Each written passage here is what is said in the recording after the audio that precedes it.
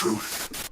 What is up, everybody? Thank you for joining us at Candid Truth. We're going to talk about the truth, and we're going to get candid with it, and I cannot wait for this show because I got my friend Dave Weiss in here. If you have not heard of Dave Weiss, he's also known as Flat Earth Dave, and he has a website, flatearthdave.com. And what's on here? What you got going on, man? How you doing tonight? Hey, I'm doing good. Thanks for having me. Yeah, dude. I actually got to see you live twice, and your presentation just killed it. And I was like, man, I got to have you share this with our audience. But on your website, Flat Earth Dave, what actually brought me here was the app. I got this app. This thing is awesome. You want to talk about it real quick, what it does? The app is, I developed it originally for myself. When I was be talking to people on the street, I'd be looking for videos and it just didn't work, and images that I'd put in my photos and they'd be like buried. And then I thought about making this app. I made the app. I wasn't even going to publish it. And then everyone that saw it's like, where do I get it? So I listed it for free. People kept saying, hey, can you add this? Can you add that? So I started adding things. I was like, you know what? This is starting to cost a lot of money. So I charged $3 for the app to fund it, adding more and more and more stuff, all the way up to the friend finder and the dating, the matchmaker and the meetup maker. And I had to charge a subscription for that, which is $11 a year. Literally is less than a beer at a bar. Oh, that's awesome. And yeah. And so I made it to help people educate themselves and educate others, because as you know, I think this is the underlying foundation of all the lies, the globe. And it's how the world is in such a crappy place, depending on how you look at it, of course. And, waking people up to this foundation of truth is the key to freeing us from the matrix. Yeah, that's a really bold statement for people that have never looked into this. They're like, why does this even matter? If you guys want to check out Dave's channel, it's actually DITRH, which stands for Deep in the Rabbit Hole. It's not dearth, it's Deep in the Rabbit Hole. But check out his channel, man. He's got so many videos on here. He goes live constantly. I look at that. It's a great channel because it's got all short videos on it. Then I have multiple channels. I have my Flat Earth Dave Interviews channel. There's two of those, actually. Nice. And those are all linked in the app, linked on my website. And, I just tell people, do the research. There you go. There's Owen.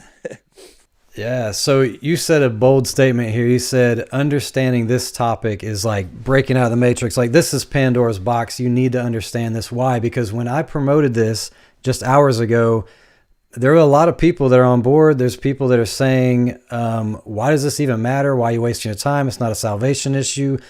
What is your answer to that? I know mine, but what do you say? It is a salvation issue. For one, my personal story is I didn't believe in God until I discovered the earth is flat, and then I realized there has to be a God.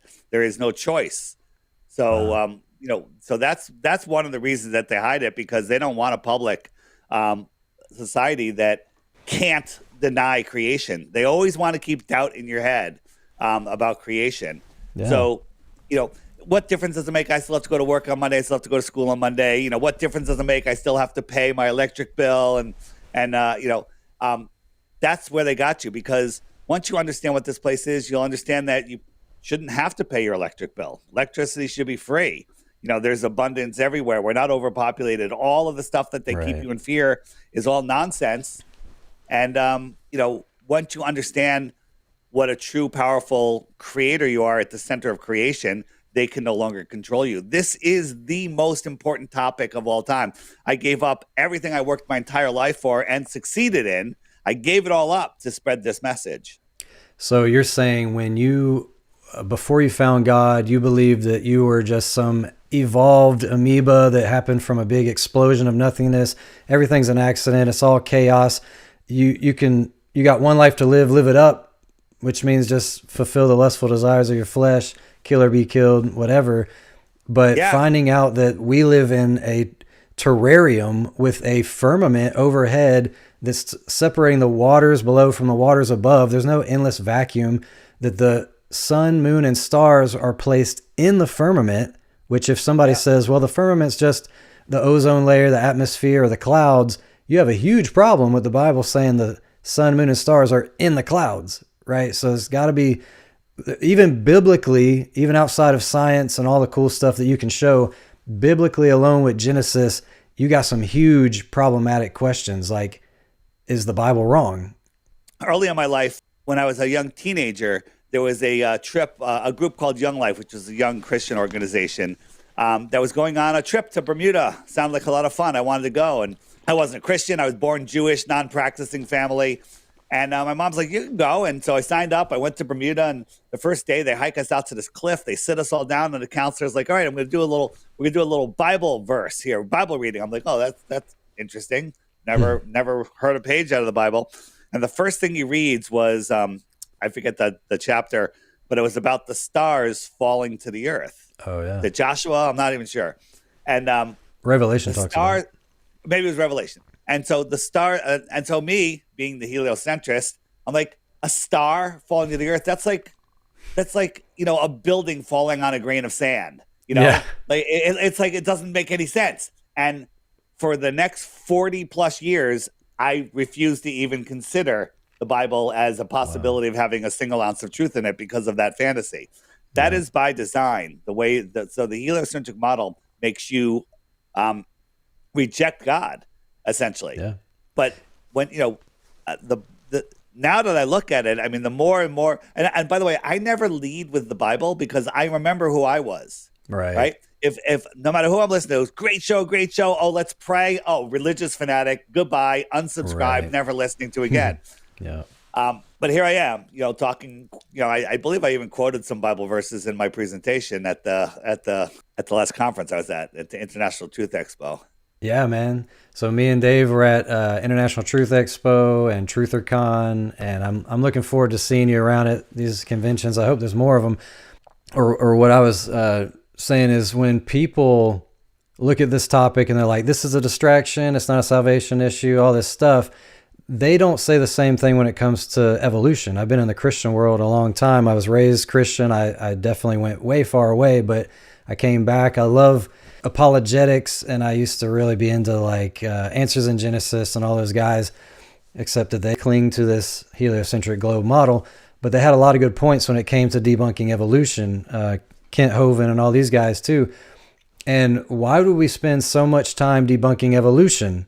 We could say, well, God could have used evolution. It's not a salvation issue. Let's stop paying attention to debunking evolution and let's just talk about Jesus.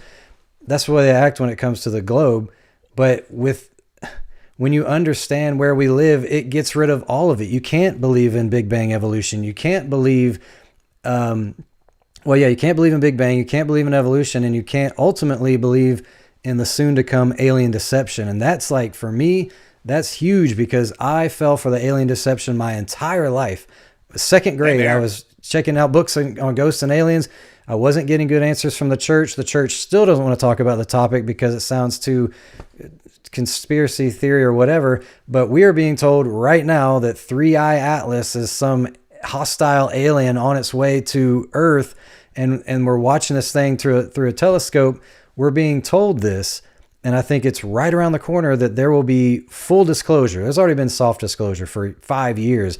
They've been telling us, yep, we see stuff. Yep, we communicate with non-human intelligences. Yeah, whistleblowers and leaks and all this stuff. They're not from outer space. They're not from outer space. They're from the outer space. If they're from anywhere, that's not right here.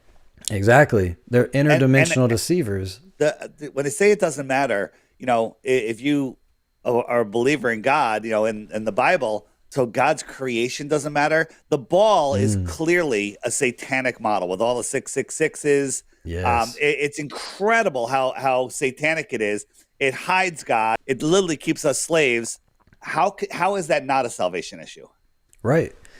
Yeah, it's not a salvation issue, as in there will be people in heaven that believed the globe.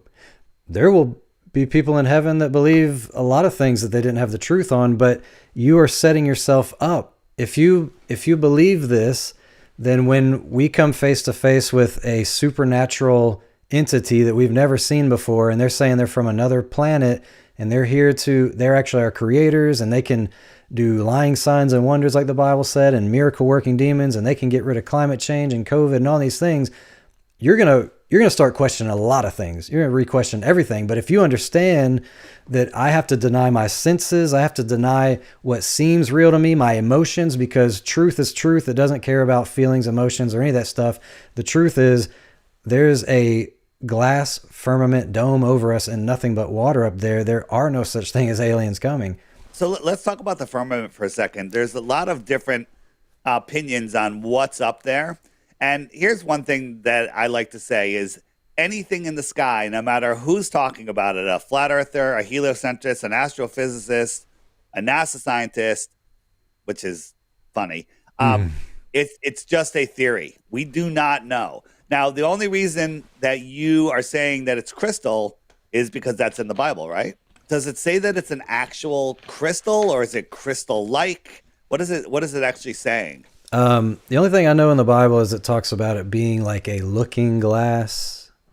Yeah. I mean, there's all different ways to interpret it. Now, personally, I think there is something solid physical up there, but I'm not going to hang my hat on it, right? There, you can have, I think most of us agree there's waters above and waters below. You can have waters above with just pressure and electrostatic forces could hold the water up. So it could be anything from a pressure firmament.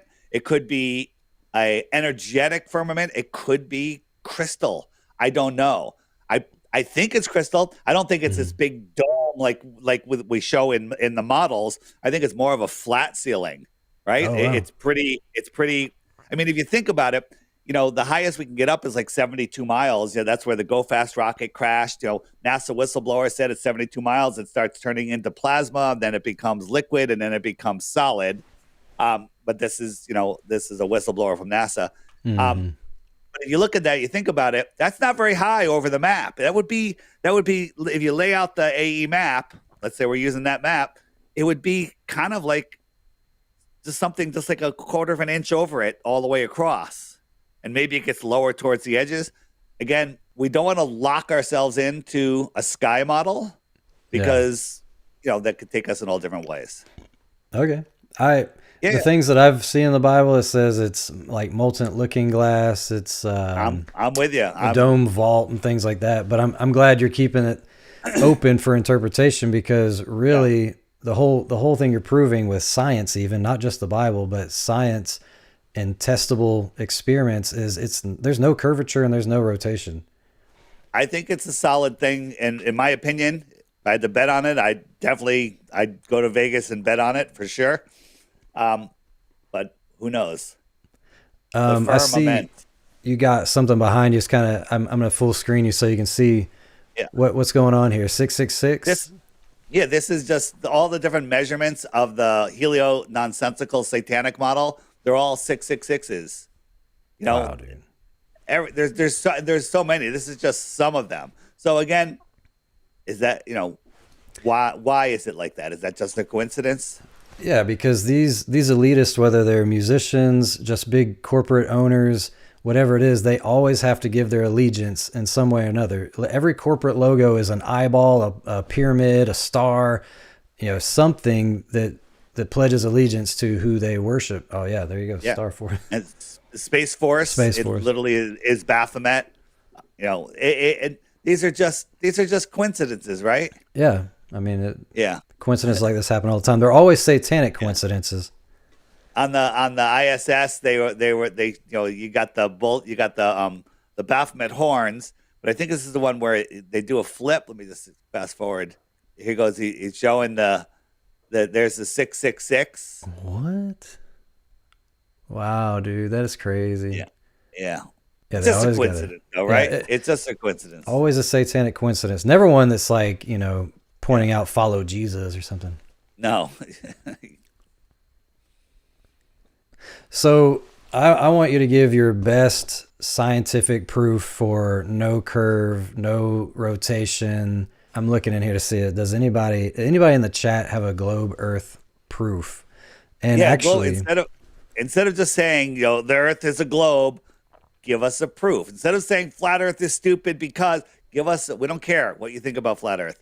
Give us a globe proof. So just blast us with some facts that you got, because when you gave that presentation, I was just like, whoa, how can anybody deny this stuff when you see it? Yeah, there's too much. This is a great experiment that anyone could do in the winter. Find a nice big lake. So here's a lake. It was frozen, so large bodies of water at rest lie flat. When it gets cold, they freeze flat. We got our camera 6 inches off the ice. We got these lights out here at 8 miles, 7 miles, 6 miles, and 5 miles. Now, to a heliocentric person that just believes the Earth is a globe, doesn't know their own model, they go, that's not far enough. But according to your model, with a crazy amount of refraction that globers don't even claim, which I added in here, 30 feet, 22 feet, 15 feet, and 9 feet, they should be hidden behind the Earth curve. If you and I were outside and I ducked behind a hill, could you see me? No. Okay. So why do all of these show up on this line? Now, there's two answers. One, on a flat Earth, the camera's on the ice, and it's just looking at these lights across the flat ice. That's one answer. The other answer is the camera's on the ice. Less than a mile away is the tangent of the curve of the Earth, because the curve of the Earth is less than a mile away at 6 inches. And then these are refracting up from behind this hill and stopping at eye level, not going above, not going below, stopping it perfectly at eye level, so the camera can see it. Oh yeah, another perfect coincidence. When people say refraction, globers go refraction and 7/6R, and they just start whipping out equations. I'll give it to them. You can have refraction. You can say things refract up. You can say things refract down. You can say things refract sideways. You can say things compress. It doesn't matter. But if something is behind a physical object, like if I took this ball and I brought it farther and farther and farther away, we could say maybe it would refract up or down. But if I put it behind something physical, no matter how far away or what weather system came in, it's not going to refract up because there's no light from this thing getting through the hill, my hand, whatever. Yeah, right? Good point. If something is behind a physical object, there is no refraction. So when the globers start quoting refraction this and, the humidity that, ask them, if we're on the Bolivian salt flats, whatever, and we built a 10-foot wall, brick wall in between us, how far back would we have to walk before one of us popped over? Or what weather system would come in before one of us popped over that wall? Yeah. Right? I mean, that's what you have. No one's ever seen it because it never happens. There is no refraction. Do you have a high altitude balloon footage to show the curve? It took me a little bit to understand what it meant when people said that the horizon always is flat and rises to eye level. I was like, what does that mean, rise to eye level? And then it finally made sense to me, because if you are on a ball and you're flying up, eventually you have to start looking down at that horizon because it's curving downward and away from you. But right here, we see that this is a flat, level horizon that has actually risen to the camera lens, which means that the horizon is actually continuing to extend outward. But people will say, if you ask me, yeah, go ahead, finish. Well, I was going to say, people will say that you can sit on the shore and watch ships sail right over the curve. How come we can't see a curve side to side? Neil deGrasse Tyson will say, we're not high enough. That the Red Bull jump, he was not high enough to see curvature. So how can we watch a ship sail over the curve? That would mean that Earth is shaped like this, because in order to watch a ship go over the curve but not be able to see the horizon side to side doesn't make sense. If it's a ball, it has to be curved this way and curved on the sides. So I guess that's when you watch a ship. You're right and you're wrong. I'm gonna correct you on this cylindrical one. Earth. A lot of flat earthers and globe earthers, well, all the globe earthers, they all get this one wrong.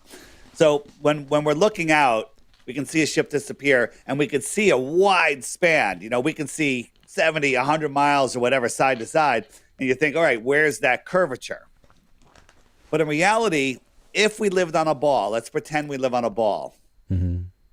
When I look straight forward, there's going to be a tangent where my eyes hit the horizon, and that's actually just at 3 miles away. Did you know that? On the No, ball, I didn't know that. 24,901 miles around, the Earth curves 6 feet in just 3 miles. So at 3 miles away, that would be my physical Earth horizon. You with me? Right. Yep. So on a ball, when I'm looking straight forward, we'll call that 12 o'clock, I cannot see the surface of the water beyond 3 miles. Agreed? Right. Yep. If that's the curvature. Well, we can see farther than that. So that's problem number one. But the problem is when I look at 1 o'clock, how far can I see? Where is that horizon at 1 o'clock? How many miles out? Still gonna be 3 miles. If it's 3 miles, how about at 2 o'clock? Yep. Same thing. No, I get what you're saying, but we're looking at the curve from a high altitude balloon. But a high altitude balloon, then maybe you can see left, right. Exactly. Curvature. If I can on the ground, you're going to see flat curvature because the horizon's going to be at the same eye level all the way around you. Right. So there will not be left to right curve, no matter how far you can see. I completely agree. When you're on the ground. Yeah, it'd be like standing on a penny or something. I agree with that. Yeah. What I'm saying is if I can sit on the shore and watch a ship sail right over the curve, then I should be able to lift this balloon right here and definitely see curvature on side to side because I just watched ships sail right over from the ground level. See what I'm saying? Like, yeah, man. So that's like, that was a huge win for me for the flat earth. When I started looking at this, I had to look at the science because I was like, scripture can be interpreted this way and that way. And I'd seen people use scriptures that do not prove it. Like, Nebuchadnezzar had a vision of a tree that rose and everybody could see it. I'm like, it's a vision, So I looked at all the science and for like 8 months, I was like, okay, both models could work. It just depends on how you do the math. An eclipse could happen because the sun is really far away and it's super big and the moon is closer and it's smaller and it just happens to be the same size, or they are local and relatively the same size, and that's why. So I was like, both models could work. But after like 8 months of just really looking at both sides, the only model that continued to crumble and still crumbles to this day, that was 2016, is the heliocentric globe model every time. Yeah, this is at 100,000 feet by an amateur. 100,000 feet, amateur. 100,000 feet, amateur, NASA. Great. Okay? Yeah. Amazing. We got another question that said, my question, though, is why hide this? The reason is because Satan is trying to deceive the world. He doesn't want you to know that there's a creator that created you and this terrarium with luminaries that are like clockwork overhead. If you found that edge of the dome, I think it was Mark Sargent on his Flat Earth Clues, he said, when you have anything inside of a box, like a hamster or something, they're always trying to get out. They're like digging on the side of the walls or whatever. But when you have cows that are in this acres and acres of footage, they don't even pay attention to the fence. They don't realize they're inside anything because they haven't found the wall. So they are trying to, Satan, the elitist, and all them are trying to keep us from finding that wall, because the next thing we'll ask is, who put this wall here? Why am I in this container? Who put me here? But when you're told that we are a piece of shrapnel flying around in an ever-expanding vacuum of space, you're an accident. But that's not what we see when you look at star rotations. We don't see, corkscrewing, spinning around all directions in an ever-expanding universe. You see Polaris staying in the same place year-round. If no matter how big the courtyard is, if we see the fence, we're going to want to know what's on the other side of the fence. So They took our map, they cut it out, they wrapped it around a sphere, and they told us we can't disturb the penguins in the white area, right? You can spend a lot of money, go to this little peninsula right here, and that's it. You can't go out here, though. And you can't fly over there either because it's too cold. Right? Yeah. You have to go all the way to the north and all the way back down to go from one southern continent to the other. No shortcuts across the bottom. There's a few different types of people. There's people that know the earth is flat. There's anti-flat earthers that are just here to fight flat earth. They don't care whatever their motivation is, paid or possessed. It doesn't matter. It's the same thing. And then there's ignorant people that just can't break their indoctrination because their brains were too soft until they were 7, when they were just completely programmed, and they're unwilling to do the work to unprogram. Like when you have a bad habit, you have to do some work to get rid of that habit. You have to break the programming, and the programming for the globe is stronger than anything you've experienced in your life. What is your favorite, best evidence that we don't live on a globe? The one for me is, we can see too far. Just, boats over the horizon. That's the best one, and then just logically thinking about air pressure, high pressure next to no pressure without a container. It makes absolutely no sense. Yeah. And then, I've been doing a lot of filming of boats going into the distance, and they just do all sorts of weird mirage-y things. They just disappear. One of my favorites is, I would say, the sun fade-out videos. And, when the Globers saw that, first they accused me of Photoshop, and then they're like, I've watched millions of sunsets, and, I've never seen that. Well, you're not going to see it unless you film it on a super clear day from altitude, cold. And, the sun went down, down, down, down, down. It was going down, down, down, down, down. And then it kind of just stopped and sat there. And so my friends are down here at the beach. They saw the sunset 10 minutes ago from the bottom up. And I'm still watching it. It's just sitting here. This is sped up. It's just sitting here, and it's going farther and farther away. And we're brainwashed into believing that light travels forever, but it doesn't. It attenuates into the atmosphere. It just absorbs. It's like somebody walking into a fog bank. Right? Over distance, the sunlight can no longer make it to us. I'm going back and forth here. It's just going away. The sun's right there. You just can't see it. Wow. Going back and forth. And I'm not the only one that's filmed this. No, numerous people have filmed this. I even live streamed 2 of them to show that it wasn't photoshopped or anything.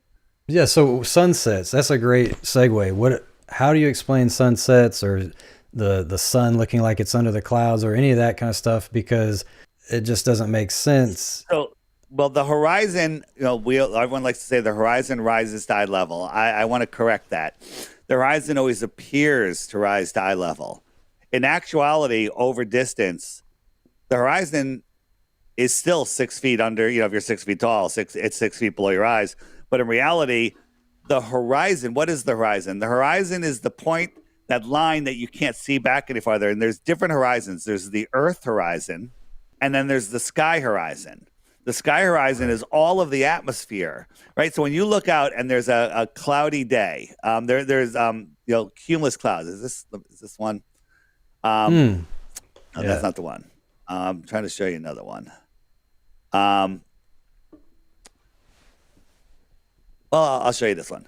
So this is a cloud, and imagine there's a whole bunch of clouds. And as they go into the distance, they look like they're getting lower, right? But they're just going farther away. So these clouds, let's say they're at, 10,000 feet. At 25 miles away, they look like they're touching the horizon. So all these clouds are the same height, just like the street lights, right? So this cloud is the same height as this cloud, right? That logically. It doesn't look like it. Now, if we drew a string from this guy's eyes to that cloud, it would look like it's paralleling the water. It's like it's going right over the earth, right? It looks parallel. Now, if we push that cloud a little farther, it's going to merge into that horizon line, and he's not even going to be able to tell the difference between the ground and it. Yeah. So a celestial object like the sun above it is just going to go beyond it. So if somebody was standing under that cloud, he would see the line sloping down to his eyes. But this guy sees the line going straight across the water, right? This is the guy in the distance under that far cloud, and he can see the line, the string going straight down, right? So this guy's point of view, he sees the line going straight across. This is the cloud that's far in the distance on the horizon. So as the sun just goes beyond it, it gets blocked by this cloud horizon. And if there's not clouds over distance, the air becomes like a cloud. It becomes opaque. And then the sun will just get blocked behind it.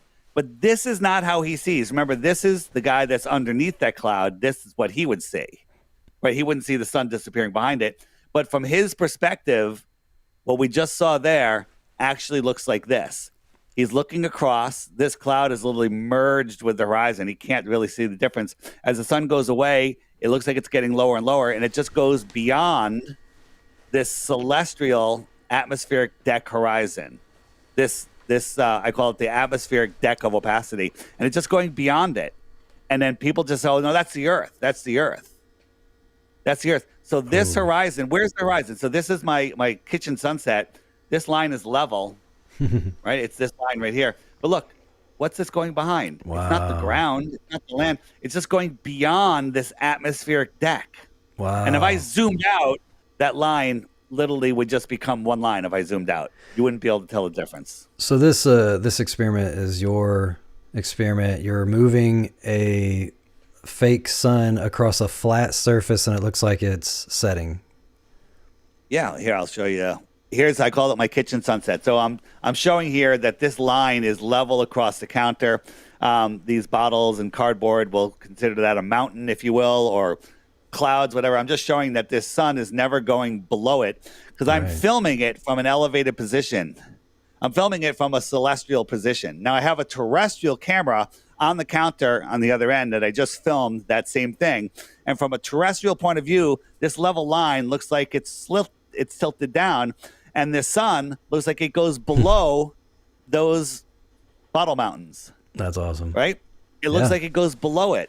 And if I zoom in even more, and I showed you this first, I would say, is this line level? And you're like, no way. It's almost going straight down. This is a level line, and this is just going beyond it. Push that into the distance, that's going to look like your horizon. That's your horizon. That'll appear to be at your eye level, but it's thousands of feet above your eye level, and that's what we see right there. Wow. Hey, we got a phone call. I put the number in there, so let's hear what's up. Hey, man, you're on Candid Truth. You got a question? Oh, Mike, I just wanted to say, tell them about the Antarctic Treaty that all these goofy countries are doing. There's got to be a reason why they don't want you there. Okay, I'll free up the line. I love you. Bye-bye. Cool. Love you, Dad. Bye. That was actually my dad who became a flat earther. So, yeah, what's up with this Antarctic Treaty? They were doing Project High Jump in Antarctica, and right after that, they came up with the Antarctic Treaty, where all these countries, all the major countries in the world, basically all the countries have signed on it that nobody can independently explore Antarctica. And then they're like, we're going to the moon. Don't look over there. Look over here. It's literally a wizard's trick. And, there's two things that all these countries can agree upon. They fight, they war, all these wars, nonsense. But Antarctica, supposedly filled with resources, precious metals, gold, fuel, all sorts of stuff. Everyone agrees can't go there. Can't go there. And they also agree that everyone has to become a human pincushion because if you breathe on grandma, it's going to kill her. Right? So again, if you don't understand, the deception that's going on here, and if you look, this is there's all of these bases. This is the Falkland Islands right here. Remember the Falkland Islands War? Like, why are we fighting over that little island? It's because they needed to put bases here so they can literally patrol all of this area. This is a vast area, but there are military bases here that are literally guarding all of this territory around, so nobody can go beyond there and find out what this place is. Wow. Yeah, dude, that's crazy. We do have another caller. You're on, Jen. Go ahead and ask a question. Hi, Brother Mikey. What's up? Sister Jen. How are you? Doing good. I'm calling in because I want to share something that I have found in the Bible. I agree that the earth is flat. Okay. So I wanted to just share this, like it shows here on the fourth day, and this is chapter 1 of Genesis, verse let's say 15. Okay. Or 14. It says, "And God said, let there be lights in the firmament of the heaven to divide the day from the night, and let them be for signs and for seasons and for days and years. And let them be for lights in the firmament." In the firmament. Inside the firmament. So I don't believe that the sun is bigger than the earth. Good point. I think it's within the firmament that was separated in the very beginning portion. So can she hear me? I think that Satan would want us to believe that the sun is bigger than the earth because they would want to worship, right? Yep. But it's smaller. So let me throw in my 2 cents here is, I think the sun that we see is a projection. Like I showed in my presentation, that we see an apparent sun inside of our dome of vision. So we're in this space, this realm, and I think that the sun itself, the actual source sun, is above the rakia, above whatever it is that's enclosing us. Now, does that fit biblically? Well, when I say above, it's above what we're underneath it, right? Who knows how thick it is? It could be, millions of miles thick. Who knows, right? And so the thing that I ask is, when you put your milk in the refrigerator, you put it in the refrigerator or you put it under the refrigerator? In. Okay, so in could be above the firmament that we see. So the sun itself, I think, is above, and it's projecting in. If you take one of those if you got one of those pendants I got, hold it out in the light, get a glass dome, hold it out in the light, or an upside-down bowl, and hold the light above it, you'll see a sun inside, floating inside, just like we see it in the sky. So the sun that we see is just a projection or reflection of the source sun, in my opinion. Yeah. Do you got like a sample to show of that? Well, here's a real world. That's cool. A real world reflection. Where is my? Oh, here it goes. Nope. Here, let me ask you this: which one is the sun, and which one is my iPhone light? Oh, good question. I mean, it looks like the one on the right because it's like blue, but I'm guessing it's the one on the left. Because it's a trick question. I'm trying to trick you? I'll go with the left. My iPhone is the one with the blue, but wow. I had to check which one it was. Yeah, I mean, I really don't know. I was just trying to not be tricked. Yeah, I wasn't trying to trick you. I tricked myself, to be honest. I got a glass dome on the rug here, on a white rug, and I'm bringing a pen light in across. So here's the source sun. Here it comes. And here's the sun we see inside. Wow. And as it goes away, just like the sun fade out, it never goes below. It just stops and fades out.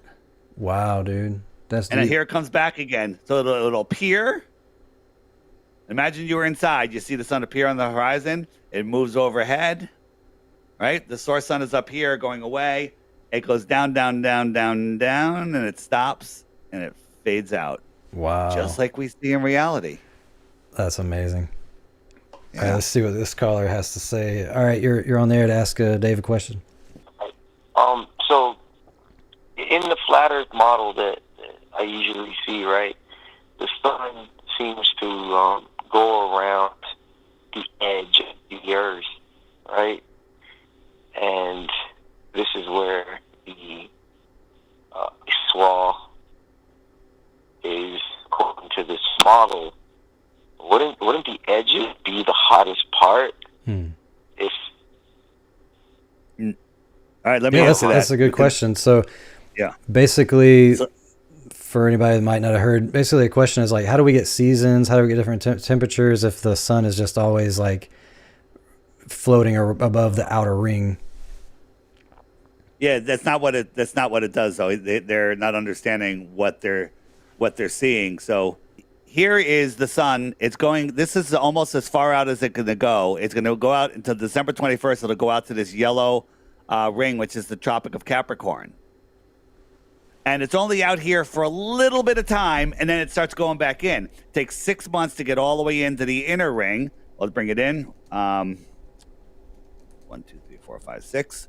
So the sun will come in here in June, May, June. Bring it to June. And that's when we have our summer in here. So it's freezing at the North Pole. It's summer here because it comes right over Miami. So we get our northern summer when the sun is close. And then remember, it only goes from here to here, back and forth, back and forth. So this is the tropics, which is in between the tropics. That's where it's the hottest because the sun is radiating the earth, and every night the earth is radiating heat. And it radiates the earth, and it's radiating heat. And at different times of the year, depending on how far it is, sometimes it'll radiate more out at night, so it'll get colder and colder and colder as the sun moves farther away. So the sun is moving, it's going all the way out to, where are we now? Let me stop it. In November, it's way out here. So that's why it's getting so cold in here. So out here is Antarctica in all directions. So they have a very short summer, and then the sun goes away. So it didn't give it that much radiant heat. And so that's why it gets so cold in Antarctica. That's awesome, because something you just said made me think it makes a lot more sense that we are inside of a dome with a little ball that's a heater flying over, because I've actually seen experiments, and you may disagree, but I've seen experiments where they take a thermometer, a laser thermometer, and they, under a moonlight, when it's hitting the pavement, it's actually cooler than in the shadows. So there's a thought or an idea that the moon is actually radiating a cooling light, and the sun is radiating a heating light. And so inside here in this dome, we're being heated up and cooled down, heated up and being cooled down. Now that makes a lot more sense than we're some ball floating in a vacuum. There's a giant gas ball on fire, and just because it moves slightly, you know what I'm saying? Like, how does the temperature change so extremely if the sun is only slightly further from us or something like that? Let me show you in the app. If you go to the images and just type in seasons, I just added this picture. So this was last February. I was here in Mexico on the tip of the Yucatan Peninsula, and it was actually 90 to 95 degrees about 2:00 in the afternoon. And in Connecticut, it was -10. That's so crazy. 100 degree. Now, that's 0.00003% farther, because the tilt of the Earth, if you calculate how much farther Connecticut is from the sun, it's 0.00003% farther. Yeah, how is that? But hold on, the globalists will go, it's not the distance, it's the tilt. Well, you think about it, the Earth is spinning all day long, so the tilt of the sun is changing all day long. So only one tilt matters. But here's the thing. So that's the difference. 100-degree swing, absolutely ridiculous. But if you look at it on a flat Earth, at that time, the sun was right out here. That little yellow line is the distance from the sun to the Yucatan, and the green line is the distance to Connecticut from the sun. It's twice the distance. Wow. Twice the distance. Which one makes sense? Yeah, dude. Yeah, this is an amazing app, you guys. If you want to have these resources, go to flatearthdave.com or on the Google Play Store or whatever, download FE Clock. Is that what it's called officially? Yeah, it's called the Flat Earth, Sun, Moon, and Zodiac Clock app. Just go to my website and get it. And you can take it and you can send it to somebody. You know, you can text it to them, whatever. You can send all of these images, the flashcards. They're amazing. But let that one soak in. This is a globe killer. When someone asks you about seasons, there's the explanation. There is no other explanation. When they go tilt, say, well, what about the sun in the morning? It's tilted all the way down to the ocean, and then it rises up. So the tilts. It's going from 0 degrees up to, as high as it goes. If you're on the equator, 90 degrees or whatever. But that's tilt also. Yeah, I mean, it can be a lot colder at night than it is at noon, and it's only because we're tilted slightly. The tilt is so stupid. I say in June on the solstice, I can watch the sunrise and I can feel the heat on my face. It's instantly warm. It's 85 degrees, right? And that's at dawn. That's at the beginning of the day in June, right? And the sun is 89-degree tilt. It couldn't be any farther. Then in December 21st, at noon, when the sun's like 50 degrees up in the sky, much more direct and 3 million miles closer, but that doesn't matter. I can't even feel the heat on my face. That is amazing. But the globers, can't even fathom that. Like you got a guy in your chat that's like, what about the circle of the Earth? Well, the circle of the Earth. Here's the circle of the Earth right here. It's circle. Circle. Okay, it's a circle. It's not the sphere of the earth. Show me the Right. sphere of the earth. The four corners of the earth. Well, maybe these are the four corners. 1, 2, 3, 4. There's four corners. Show me four corners on a globe. This is crazy because we've always been told that if we're in this perfect Goldilocks zone, and if the sun were an inch closer, we would burn up, and if it was an inch further, we'd freeze. And yet you look at the same people that are telling you this, and it's in January, look how far we are to the sun, and then in July, look how far we are to the sun. These are the same people that are telling us if there's an inch difference, we would burn up or freeze. And yet, and this is one that I like. If it's, okay, in January, nighttime stars are to the right out here. And you look up and you see stars. And then in July, nighttime is this way, to the left. You're looking this way at the stars. How can you see Polaris all year round? Polaris never moves. It's visible all year round. And you're on total opposite sides of this 1,000 times bigger than Earth's sun, 93 million miles this way, the diameter of the sun, 93 million miles this way, and you're seeing the same stars looking opposite directions. It doesn't even make sense. Nighttime is that way, and nighttime is that way. Yep.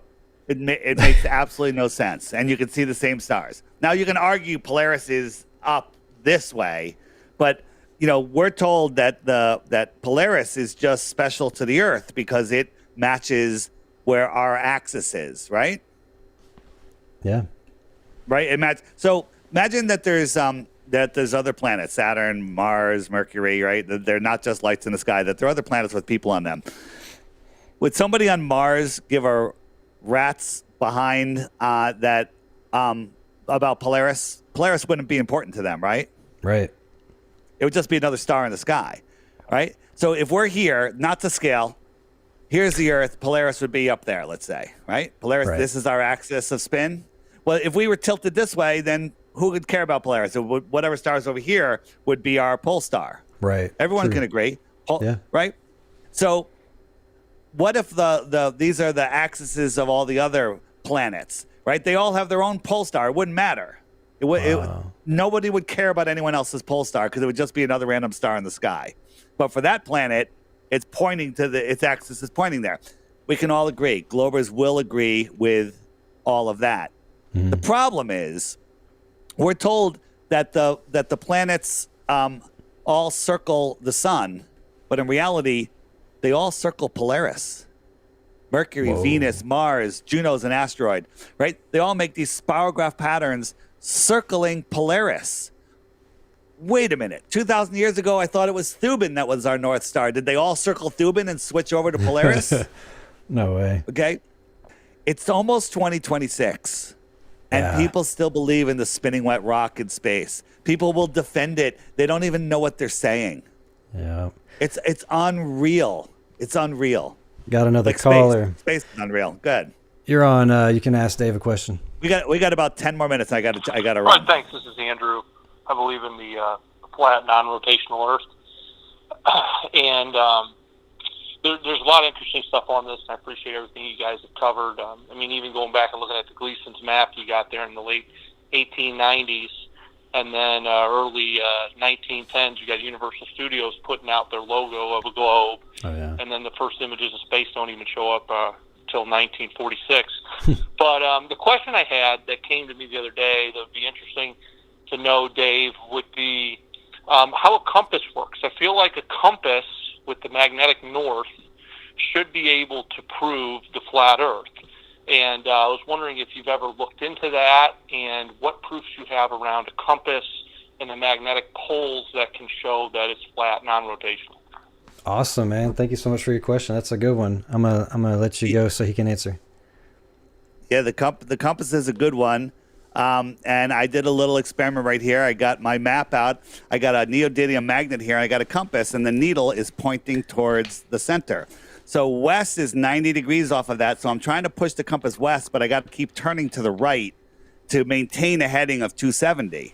So west is a circle around a magnetic north. on a flat plane. Compasses only work on a flat plane. And now east is also a circle.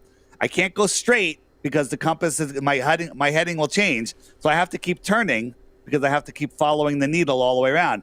Now, if I wanted to dead reckon west. So here I am. I want to dead reckon. I'm going to say, okay, west is that way, and I'm not going to correct to the north, right? As soon as I start going, watch, the compass needle will turn, and I'm heading south, right? The magnet's actually not strong enough. It should turn a little bit more, but that is south. South is every direction away from north. South is all of these lines are going south because they're the opposite direction of north. Now, on a flat Earth, if you go south, you'll never come back. On a globe Earth, if you go south, you'll pop up on the other side. No one's ever gone from Santiago and ended up in Australia, ever, right? You just keep on going. So if I go north, I'm going in a straight line. I'm going north, and as soon as I pass the North Pole, I go south. The compass just did a 180. Every straight line is south. No matter which direction you point, you're pointing south. Compasses absolutely prove that the Earth is flat because they don't work on balls. West is this way. These are circles going clockwise are west. All right. Right? Because they go around the northern center here. Right. On the equator, I would just go straight.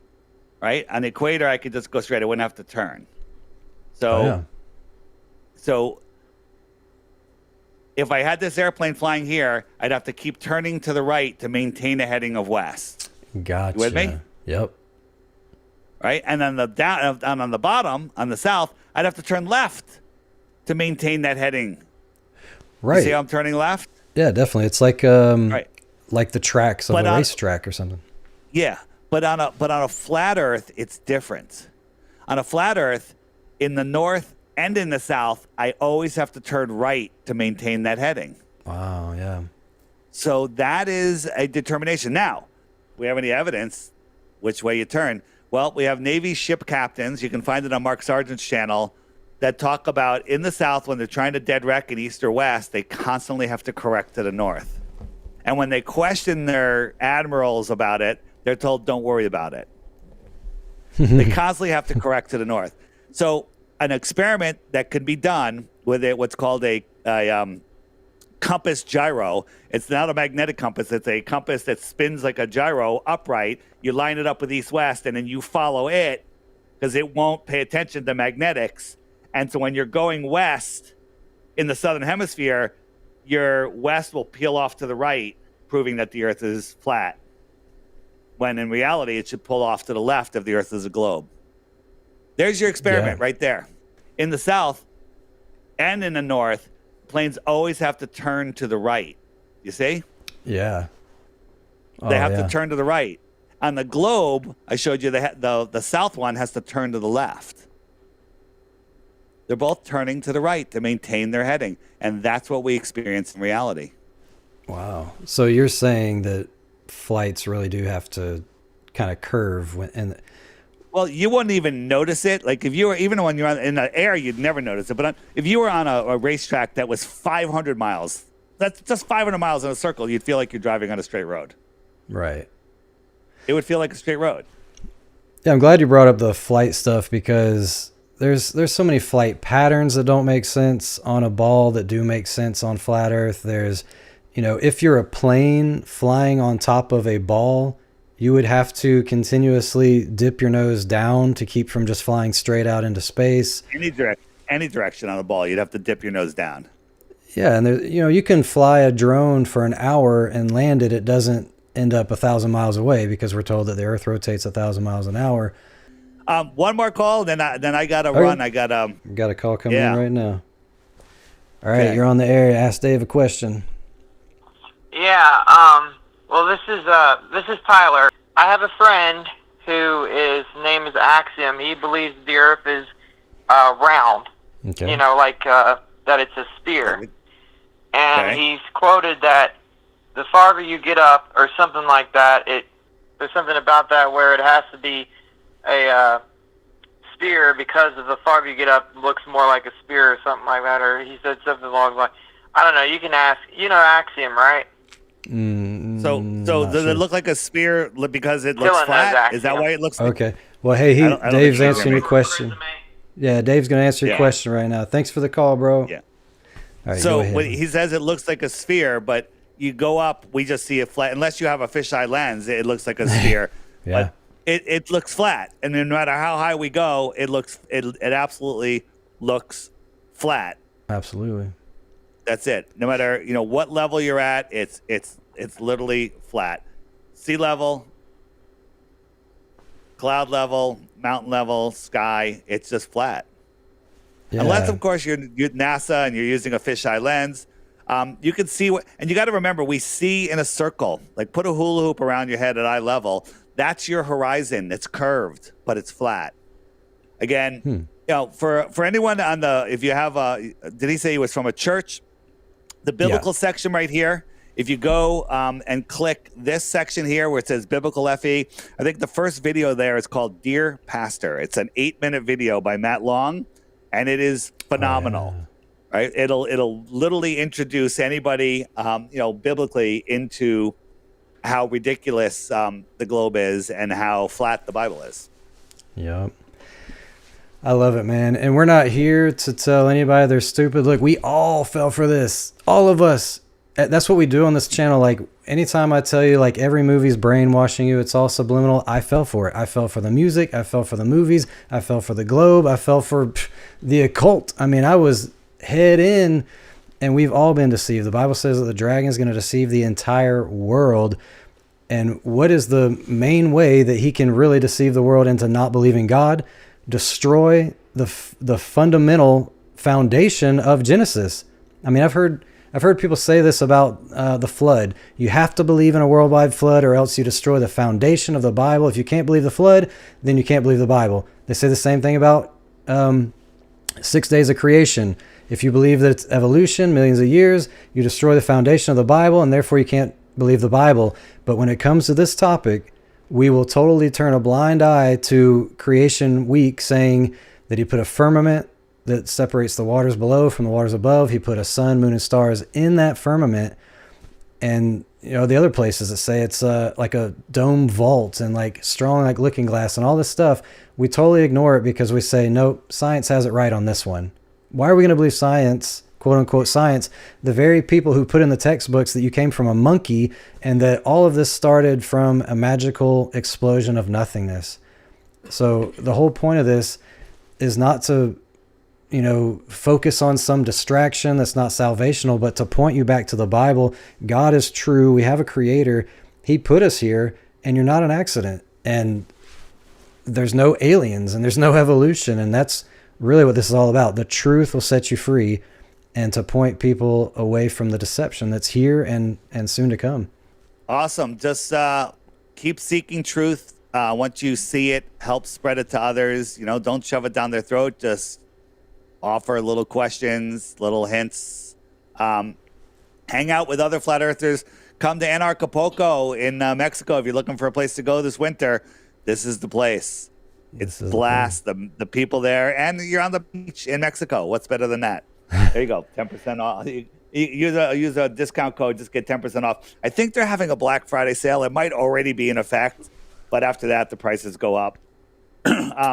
So, wow, man, check it out. Dave, thank you so much for coming on, man. It's been a blast hanging out with you. Thank you for just red pilling us with all this truth. I know this is the first time some people have ever heard this. And so if they want to know more, they should check out your app on the App Store. Just look up the Flat Earth Clock. You should be able to find it like that. Go to flatearthdave.com. Check out his YouTube channel at the initials for Deep Inside the Rabbit Hole, DITRH, or look up Flat Earth Dave in general. You'll find him everywhere. You're out here doing some work, man. All the links are on my website. The easiest way to get to the app, because there are some knockoffs on the Google Play Store, just go to my website, click it there, and also in all of my videos, there's a link there. So check it out. Check out the crash course on my website.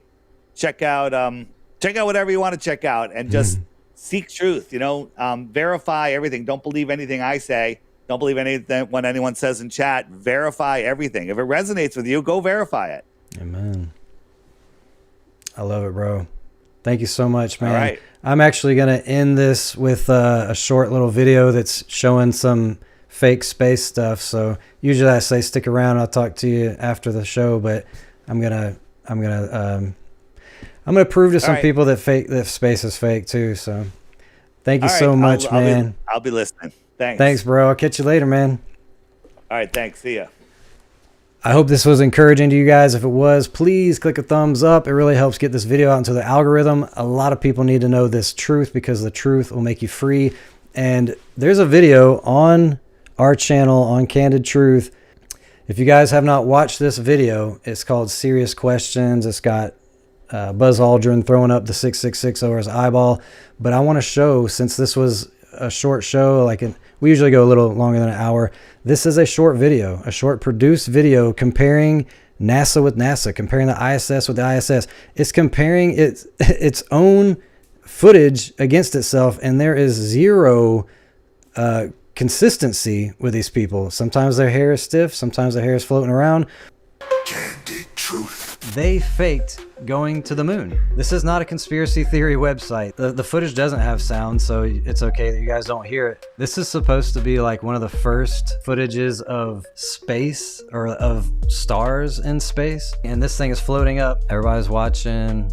And there's the glory. Look at the stars. Do you see that star? Do you know why that is impossible? Because the moon isn't a crescent. It's a whole moon. It's just like shadowed. You shouldn't be able to see a star in the shadow of the moon or the stars in front of the moon. This is ridiculous. Like, people actually believe that this is real. But what's awesome is how many people are waking up. You look at the comments here and people are like, ah, yes, a star shining through the moon, LOL. Listen to this about stars. When you looked up at the sky, could you actually see the stars and the solar corona in spite of the glare? We were never able to see stars from the lunar surface or on the daylight side of the moon by eye without looking through the optics. I don't recall during the period of time that we were photographing the solar corona what stars we could see. I don't remember seeing any. We just saw stars from a balloon, but they were in space. They were on the moon, and they're like, I don't remember seeing stars ever. I don't remember seeing any. He's like, dude, come on, man. Stop. It's enough. Do you see that? He gives him a look, and then he's like shrinking back in his seat. Never seeing any. It's like, come on, man. So you can see stars from a balloon, but you can't see stars when you're on the moon. There was a time when the ISS was doing a supposedly live feed with a school, and somebody said, are you able to see stars in the ISS? And the guy was like, oh yeah. You know, and pretty much all the time you can see the stars. Yeah. It's not a black void. I mean, it's black, but there's all kinds of little polka dots. There's all the stars there, and the cool thing is about it, you can see it during the day. Yeah, you can, and there's more than stars. You can see planets. You can see moons. You can see the zodiacal light. Whoa. We can see all of the Milky Way, all in a single orbit. If I went to the moon, I would not look so depressed. People win the football game, and they're screaming in the locker room. How NASA makes those incredible high-res images of Earth. They're saying that they get the images from a low-orbit satellite that takes ribbons of images, and they have to fill those gaps in. If they have satellites, why don't they just go back and take a whole picture of Earth? Instead, it's literally like an airplane flying over different parts of the world, taking ribbons of images that have to be stitched together on this globe. That can be translated into ribbons of imagery like this, and then into one of these. They have to put these pieces together, which means there's empty spaces between the ribbons that have to be photoshopped in. Because there's a very slight gap in between each orbit. So some of those are painted on. It is photoshopped, but it's has to be. All these layers are put together to make that picture of the blue marble world that you all see on your iPhones. He admits it is photoshopped. We had to fill in the gaps because we don't have technology to go back far enough and take a picture of Earth. And yet people look at this on their phone and they will show you that and say, look, the Earth is a globe. Here's the proof. We got a picture of it. This is the footage that Bart got given of them faking halfway to the moon. Look at the pattern. That's cloud coverage. There's no way in all the Earth's history that cloud formation could be the same. If the Earth is turning, clouds are a vapor that are just being formed all the time. But yet, when you zoom in on this picture of an astronaut on the moon and look at the image of Earth, it's the same. You see that, right? You see this? It's the same cloud formation. Everything about this is the same, which is why when you put it inside of Photoshop and start tweaking with the adjustment layers, you actually see that it's a square. If you take these original images and you put them in Photoshop, we now have the technology, the people have the technology to put these things in a program and find out that they're faked. There's no way that a square gets put around the Earth if you're taking a photograph of Earth from the moon. Me as a graphic designer, I know all about this. I use Photoshop constantly. If you have the magic wand tool and you make sure that the tolerance level is all the way down, it's only going to select that exact color. If it's any different shade, it's going to show you and reveal it. This is another proof that we never went to the moon, that these pictures are fake. This is straight off of NASA's website. It says, from 1 million miles away, NASA's camera shows moon crossing face of Earth. Now look at this.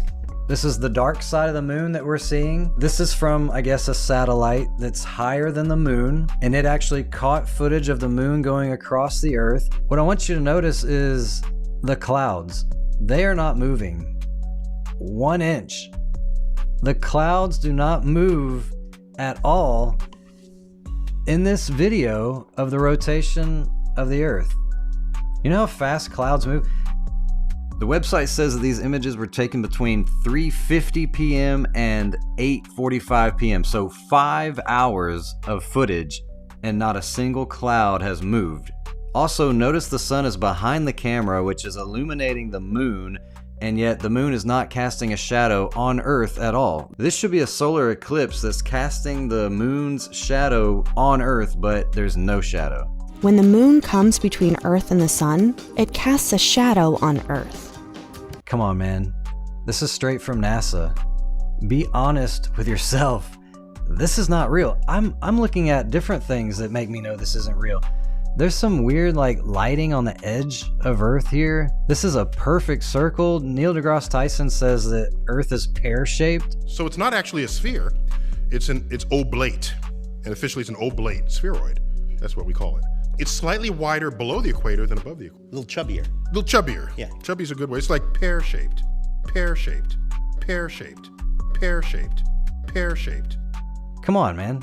This is not adding up. There's no consistency with space, the globe, NASA, these physicists. This is not a pear-shaped Earth. This is an exact, perfectly round, Photoshop circular Earth, and the clouds don't change formation at all. We're going to listen to Don Pettis say that he'd go to the moon in a nanosecond, except they destroyed that technology. I'd go to the moon in a nanosecond. The problem is we don't have the technology to do that anymore. We used to, but we destroyed that technology, and it's a painful process to build it back again.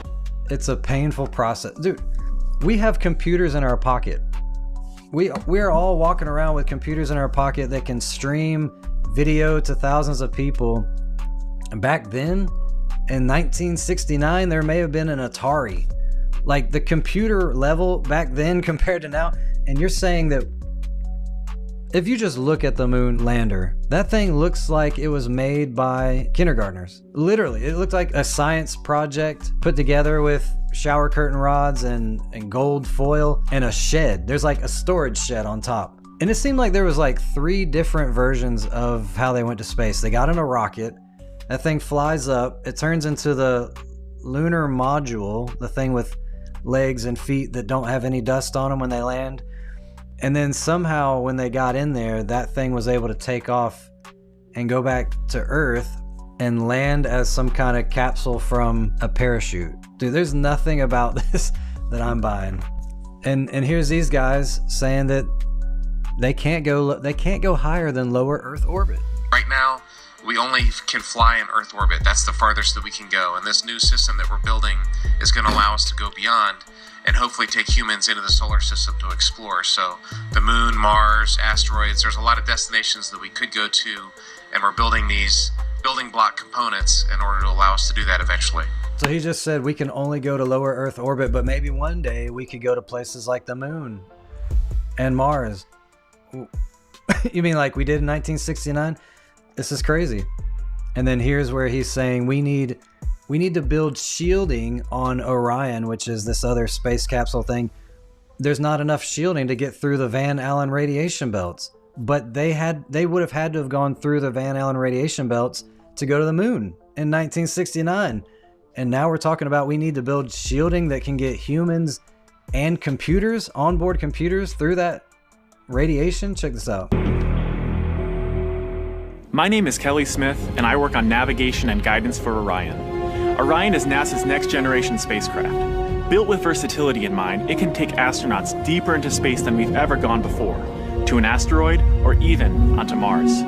For these missions, Orion has to be one tough spacecraft, withstanding high speeds, searing temperatures, and extreme radiation. Before we can send astronauts into space on Orion, we have to test all of its systems. And there's only one way to know if we got it right. Fly it in space. As we get further away from Earth, we'll pass through the Van Allen belts, an area of dangerous radiation. Radiation like this could harm the guidance systems, onboard computers, or other electronics on Orion. Naturally, we have to pass through this danger zone twice, once up and once back. We must solve these challenges before we send people through this region of space. For this flight, it's time to head home. He's literally telling you we can't go through the Van Allen radiation belts. Whether you believe in Van Allen radiation belts or not, I don't anymore. I used to when I first heard about this stuff, but now I believe that there's a firmament. Either way, you can't go to space. And so I think the Van Allen radiation belts is kind of the deception to explain why we can't go to space or why we can't go to the moon. But he's literally saying like this was years after we went to the moon. And he's saying we are still working on shielding to be able to get through those radiation belts. Not just for humans, but for even onboard computers. So answer me this. How do we have a little remote control car on Mars right now? That's an onboard computer. And how are we controlling it from Earth? I can't even get a signal on my phone when I go into the mountains or on an airplane. But we can control a remote control car from Earth? Come on, guys. We've been duped. Here's a question asked to one of the astronauts by Bart Sabrell, the guy we just had on. Listen to how their stories never line up. Any ill effects from the Van Allen radiation belts? No. Now, I'm not sure we went far enough out to encounter the Van Allen radiation belt. Maybe we did. Every space mission in history with humans on board, from both the United States and Soviet Union, from the first in 1961 to the present, has been well below this deadly radiation field. Mercury, Gemini, Soyuz, Skylab, the Space Shuttle, all maintained altitudes well below 1,000 miles. All except Apollo. I don't know the distance to the Van Allen radiation belt, and if we did, it wasn't a problem. The belts are 1,000 miles to 25,000 miles above the Earth. Then we went right out through them. No effects on your cells? We didn't even know it. I don't think anybody, well, maybe somebody said you went through the radiation belt, but we didn't feel it inside. You went to the moon and you had to go through months of training and going through all these different things, and you don't even know where the Van Allen radiation belts are. Like, you weren't primed for that and prepped. Like, hey, now when you get this far up, you might feel a little uncomfortable because there's severe bands of radiation that you're going to be going through. And he's like, no, we must have went right through it. I didn't even know about it. 2 astronauts were asked, is the engine, is it loud? This is what they said. 2 conflicting stories. Is the engine loud as you're descending? Well, the engine is very loud. It's very difficult to tell the difference between feeling sound and hearing sound, but yes, it's loud. When you were in it, you couldn't hear it in the vacuum of space. If you ask 2 people, hey, you both were at that party last night, was the music loud? And one person was like, oh yeah, it was very loud. And the other person was like, I don't know, I couldn't hear it. You would be like, what's going on? Were you guys really both at that party or not? I mean, this is damning evidence. These are liars. These people are lying. Now, when Buzz Aldrin was asked, why haven't we been to the moon in such a long time, he has a very interesting answer. Check this out. Why has nobody been to the moon in such a long time? That's not an 8-year-old's question. That's my question. I want to know, but I think I know. Because we didn't go there, and that's the way it happened. And if it didn't happen, it's nice to know why it didn't happen. So, okay, that's just the craziest answer ever. There's no, like, people can say context, whatever. Go look it up. It's like a 17-minute long video. This girl's dad, I'm sure, asked her to ask him these questions. And that's why he gives like a nervous laugh when he goes, oh, that's not an 8-year-old question. The dad's like, but then he's saying, that's my question. Go watch it. There's no context that will make what he said make sense. If he literally went to the moon, no context can explain what he just said. Why has nobody been to the moon in such a long time? Because we didn't go there, and that's the way it happened. And if it didn't happen, it's nice to know why it didn't happen. So it would be nice to know why it didn't happen. I want to know. Now check this out. This is crazy. So George Bush is being pushed through the Space Center, and there's footage, live, quote unquote live footage from the ISS going on in the background. What do you see that's interesting in the background? I see a blue screen with a grid on it. That same guy is right here showing you how you can play with a bubble of water in space. Now, why is the background blue with a grid on it and he's got a green ball? This is special effects happening right, it got caught right there on television while they're pushing George Bush. This blue grid is how they do live compositing, live keying, because the camera and the software can pick up on that grid, and even if the camera moves, the background moves with it so that you look like you're in the environment. And this is live keying. This is exactly what they're doing.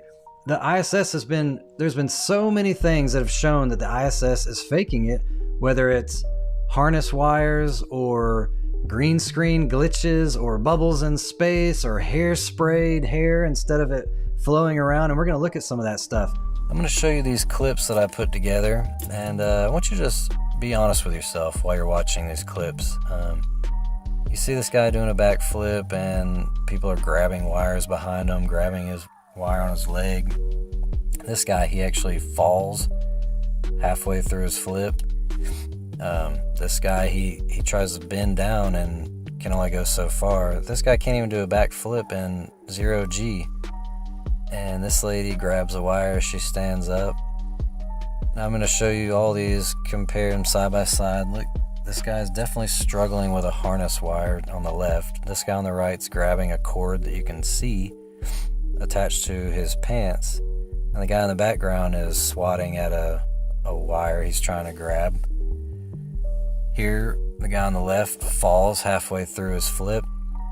And on the right, this guy is lunging to do a backflip. And if this was 0G, he would just continue to go on. But he doesn't. Here on the left, we see this lady grab a wire as she stands up. Or she's just grabbing nothing, maybe. I don't know. On the right, this guy bends down but is stopped by resistance, and you see his shirt lift up in the back. So, I mean, you just have to be honest with yourself. Is this 0G? Is this really the ISS going on? These are scenes from the movie called Life. It's about the ISS, and you can see how they're floating around with harnesses. I think this is how they're doing it. This lady's hair is just stiff as a board, standing straight up, and that's her proof that they're on the ISS. This lady's hair is bouncing right back in place as she bends down. I've reversed it back and forth so you can see how she moves her head forward, and instead of her hair freely flowing forward, bounces back in place. Same with this Medusa chick here. She's definitely in a 0G plane because she's floating around, but her hair is hairsprayed stiff. Now, if you were just going to keep your hair out of your way, I would pull it back in a ponytail, but she's got it stiff. Now, this is what your hair would do in 0G. Freely move, not stiff as a board like we see on the right here. This is hairspray. This looks exactly like what we see on the ISS. Now, sometimes we do see hair moving freely on the ISS when it's an edited shot, just little clips. But if there's any long periods of shots or live, they definitely do the hairspray, so you can't tell when the plane levels out. But look at this hair freely flowing on the ISS. So both of these are from the ISS, but their hair is doing completely different things. So you come up with your own conclusion here. But this is how I expect people to fly around on the ISS, just corkscrewing and going all crazy, but they always just do this back flip or this front flip, this stiff flip, and then gravity hits. Boom. Whoop. There's that gravity. There's no consistency. I don't know. I don't understand why people will choose to believe this lie when they can see it right there in side-by-side comparisons. That there's zero consistency. This is a lie. They are caught red-handed. There's evidence, proof, video proof that they're lying. This technology is not difficult. People act like there's no way you can fake this stuff, and it's very simple. If you've ever watched a movie, even as far back as 2001: A Space Odyssey, that was a year before the moon landing happened, and they were floating around in space. Imagine what we can do now with the technology we have now. This is one of the first footages of a spacewalk where he comes out of the spaceship. Watch that head turn. Watch it turn and look at the camera as he waves. I'm going to show you again. He turns his head and waves. How can an astronaut turn his head? Does an astronaut's helmet turn? No, an astronaut's helmet does not turn. AI is scouring the internet and getting the best answer for your question. Does an astronaut's helmet turn? No. But we just saw it happen. So this is where NASA trains astronauts before they can go to space. I'm here with Terry Dunn, you're the training operations manager. And Terry, we're in front of a spacesuit. Right, this is the extravehicular mobility unit, or EMU as we call it. And it's the spacesuit that astronauts wear for spacewalks, either the space shuttle back in those days or the space station now. And so this is the design that's been used for decades. Right, it's essentially unchanged for the past 40 years. He said it was used for spacewalks. He said it was unchanged for decades. Listen to what he says. Design that's been used for decades. Right, it's essentially unchanged for the past 40 years. This right here, this astronaut spacesuit is the same model that has been used for decades. Nothing's changed. Listen. And this is a very rigid suit. There's not a lot of mobility in here. Right, the upper part, they call it the hard upper torso for a reason. It's really a hard shell, and despite the obvious comfort level of that, there's a reason for it. And you've got to have all these different things. The life support system, the controls for the suit, your tools, all have to be rigidly mounted. So you need that hard shell to be able to do that. You need that hard shell, that rigidness at the top. Okay, we're getting a little bit closer, but here is the nail in the coffin. And with the helmet on, the helmet doesn't turn when the astronaut's head turns. That's right, your field of view is very limited. The helmet doesn't turn when the astronaut's head turns. That's right, your field of view is very limited. So is your situational awareness. And so you can basically look almost all the way to your right and left, and then you need to be able to look down as well? Correct. So if you need to see beyond those views, you're turning your whole torso like you're in traction. You're turning your whole torso. He's saying the helmet doesn't move. And this is newer. This is like a newer model. He could have said, yeah, back in the day, we didn't have the technology to make your head move, but now we do. No, he's saying this model, the helmet doesn't move, and it's the same unchanged model that we've used for decades on spacewalks. We're building the whole evidence. The whole evidence is what we saw was footage of a spacewalk. We saw a helmet turn. It looked like claymation. Changed astronaut suit, and it doesn't turn. The helmet does not turn. You have to turn your whole body. Come on, are we going to lie to ourselves? Are we going to continue to believe this fairy tale just because, we think it's fun? Or we don't want to believe that we've been lied to? Why are we still believing this? So how much did the original moon buggy cost? I just think this is interesting. The original moon buggy, also known as the Lunar Roving Vehicle, had an initial contract cost of $19 million for that thing, but due to cost overruns, the final price reached $38 million. $38 million. You want to see what that looks like? That's $38 million, guys. That seriously looks like 2 lawn chairs on a door with wheels attached to it. How can that cost $38 million? $38 million, guys. And that was back in 1969. Come on, dude. 1969, $38 million for a doom buggy. And not even a really nice one. This is insane, guys. So the astronauts got back inside the moon lander, and they're going back home to Earth. Who is recording this?